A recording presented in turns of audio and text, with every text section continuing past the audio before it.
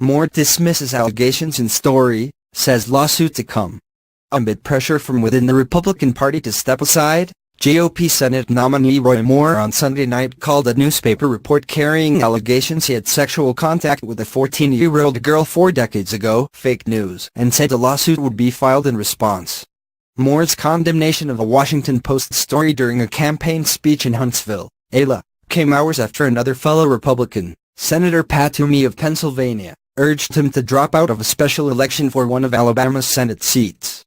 Toomey said Moore's explanations had been inadequate and that Republicans should consider Senator Luther Strange as a write-in candidate to run against Moore. Strange lost the Republican primary to Moore. Moore tried to raise money from the controversy, writing in a fundraising pitch sent about mid-afternoon that the vicious and sleazy attacks against me are growing more vicious by the minute.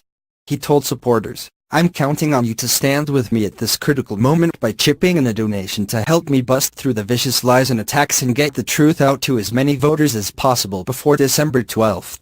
The Post story quoted 4 women by name, including the woman who alleged sexual contact at 14, and had 24 other sources. In a Huntsville gym, Moore assured supporters that the Post story was a desperate attempt to stop my political campaign and that the allegations that he was involved with a minor child are completely unfalse and untrue and for which they will be sued, drawing a round of applause. He also questioned why such allegations would be leveled for the first time just weeks before the special election in spite of his decades in public life. Why would they come now? Because there are groups that don't want me in the United States Senate, he said, naming the Democratic Party and the Republican establishment and accusing them of working together. He added, "We do not plan to let anybody deter us from this race." Toomey did not rule out the possibility that Senate Republicans might work to unseat Moore if he wins the special election against Democrat Doug Jones. "You know, this is a terrible situation, nearly 40-year-old allegation, we'll probably never know for sure exactly what happened," Toomey said on Meet the Press on NBC. "But from my point of view, I think the accusations have more credibility than the denial. I think it would be best if Roy would just step aside." The White House, pointedly noting that President Donald Trump did not back Moore during the primary, said Trump will likely weigh in on the Senate race when he returns from Asia later this week. The White House has already made clear that Moore should step aside if the allegations are proven to be true. "I think there's a special place in hell for those who actually perpetrate these crimes," White House legislative aide Mark Short said Sunday. But, having said that, he hasn't been proved guilty, Short added. "We have to afford him the chance to defend himself." Moore is an outspoken Christian conservative and former state Supreme Court judge. The Post reported last Thursday that he had sexual contact with a 14-year-old girl and pursued 3 other teenagers decades earlier. While he called the allegations completely false and misleading, in an interview with conservative radio host Sean Hannity he did not wholly rule out dating teenage girls when he was in his early 30s. Asked if that would have been usual for him, Moore said, "Not generally, no."